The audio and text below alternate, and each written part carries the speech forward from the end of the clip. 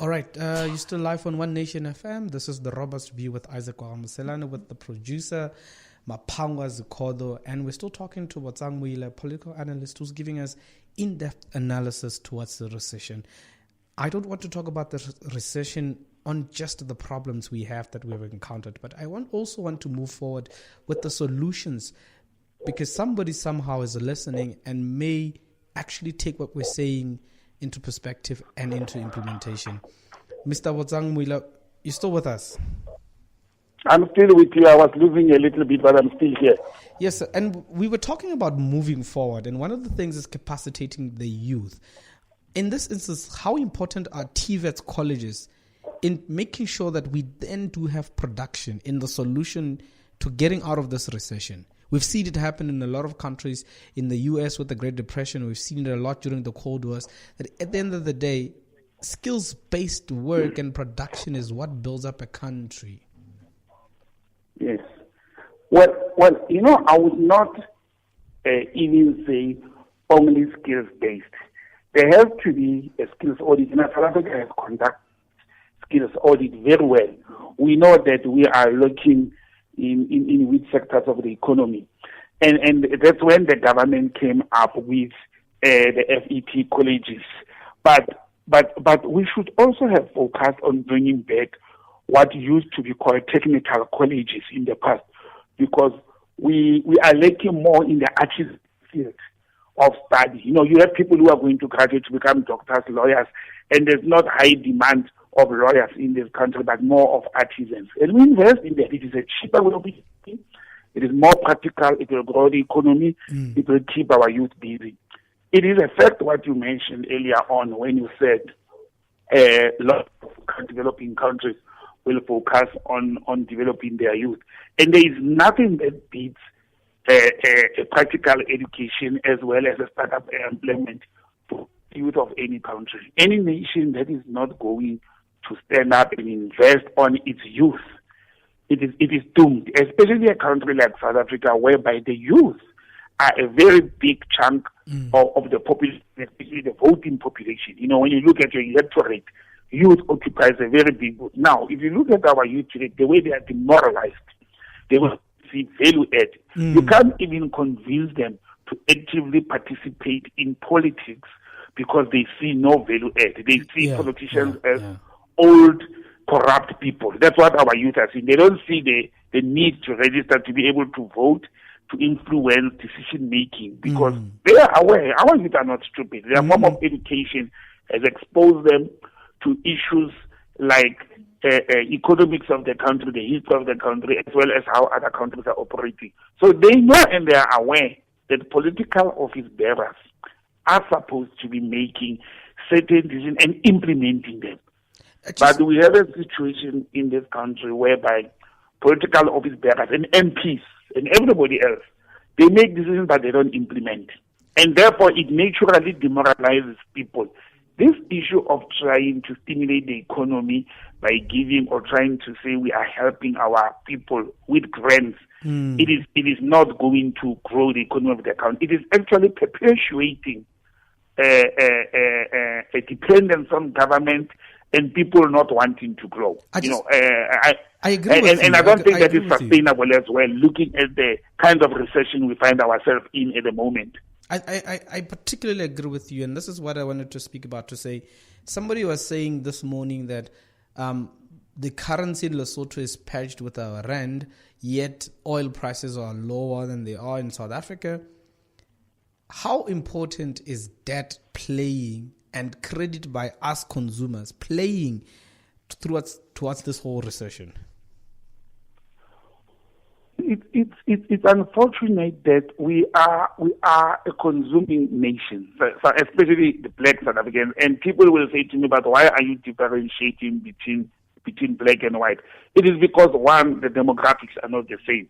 Two, the historical, economic, and political background is not the same. We know that black people are more the consumer and function, and white people are in the production as well as the consumer, but the consumer is very little due to the demographics. We are sitting with a so-called black middle in South Africa. And if you look at the true black middle class, not the one that is officially defined. It is actually people who are living in debt. Black middle class can be defined as a family income that has an income of 4 people with a full income of 15,000 rands per month. But that is not the true reflection of a black middle class, because the black middle class is those who can afford to buy a house, those who can afford to have cars. And what makes them afford that? It is not their income. It is the access to credit, the access to debt.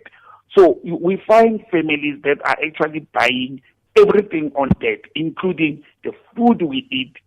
You know, people are buying water that we drink because we don't trust the water that is being provided by municipalities. So everything that we live is on credit, and what we earn goes toward paying back the debt and financing the capital through interest rates and so forth. So we cannot stimulate the economy in the manner that we are operating at the moment. The country needs what we call, and it has become very clear to all political parties. I don't know why it is not being tabled. I know the EFF has asked about it, but it's never been tabled in Parliament, that South Africa needs a central development bank. We need a bank that is going to aid its citizens, especially those in the low-income bracket, to be able to can afford housing, to can afford education without a huge capital interest. That's one of the elements that the country simply do, to say, instead of people going to a commercial bank and you buy a house that is worth $500,000 or a townhouse, $500,000, and then you end up paying 2.5 billion in return in 20 years. Government will aid you, will aid new graduates, new entrants in an employment sector to then acquire loans from government with very, very minimal percentages. Then you don't make those people to be dependent on government to require free housing, free education, free health, and so forth. You are one, stimulating the economy while you are aiding your citizens. But our economic, as a nation, our economic focus is skewed, is wrongly focused. We are pumping money as a nation on matters and issues that do not develop people, that do not stimulate growth, and that are not also long-lasting. You know, creating 1 million jobs that will last for 6 months, it is not stimulating the economy because it's a temporary measure. You would rather create 500,000 jobs that will last you for 5 years. And government should be focusing on those projects that are going to create employment and target the youth, because when you target the youth, you are actually investing on people who is what you call it, an economic lifespan. You know, when you take somebody who is 23 years old into employment today with qualifications, that person still has over 25 years of employment, over 6 years of employment to the benefit of the country. But all right, I think we just lost him there. All right, we'll just try and find out what's happening. But anyway, we thank him for talking to us tonight on the issues. It's just quite informative information there. And we're just going to move. We're going to an ad break, and when we come back, we talk about foreign national shop owners. This is Polokwan's only talk radio station, One Nation FM. My favorite. I love the taste. It's the bestest. It's tasty for everyone. Primax, I love you. Primax chips come in flavors with the right taste. Plain salted, Mexican chili, fried chicken, fruit chutney, smoked beef, salt and vinegar, cheese and onion, snappers, thunder. Just too many to mention. Available at all stores. Primax. So deliciously noisy. This is One Nation FM on 88.9. In Malawi, over 160,000 people have low vision due to cataracts, and of these, more than 50,000 are blind as a result. Access to life-changing surgery is often simply out of reach, both financially and physically. Help the Alimdad Foundation to restore eyesight to these vulnerable people. Sponsor an eye cataract operation in Malawi for 550 Rand. Donate online at alimdad.com or call 0861 786 243 for more information. 88.9. Welcome to the People's Station, One Nation FM. All right, if you just joined in, you've missed out a lot. It's 12 minutes just after 6 o'clock. And we're getting into the main topic today. And I just wanted to talk about foreign national soap ownership. And I'm trying to get their side of the story. Because I have a strong feeling like many of the social media activities that there's a lot of caricature and there's a lot of, propaganda posed.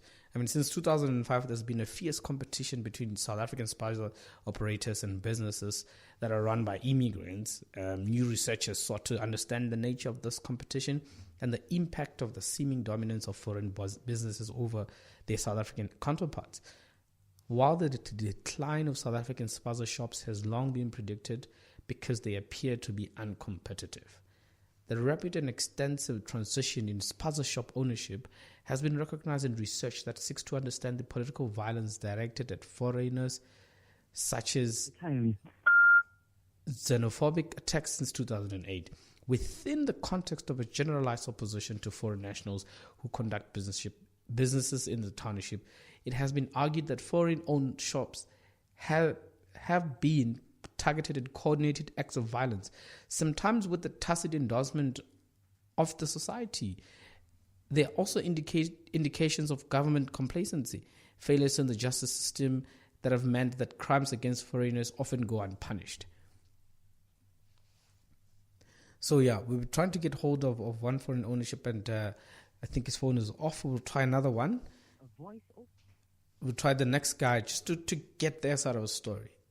We still say they seem very much coordinated, in the sense that why would somebody say that the food expired, then decide, okay, let's go on a looting spree? It doesn't really make any sense, any logical sense whatsoever. And I hope that the police are sitting somewhere conjuring a plan to protect foreign nationals who are owning the shops in South Africa. Because as much as I think this is a growing problem, and this is a growing problem that we need to care about as a society and we need to shy away from. We cannot be in a situation where we in any way advocate and support any of this. So we're just going to take on a short ad break, and when we come back, we'll try to reach foreign national shop owners.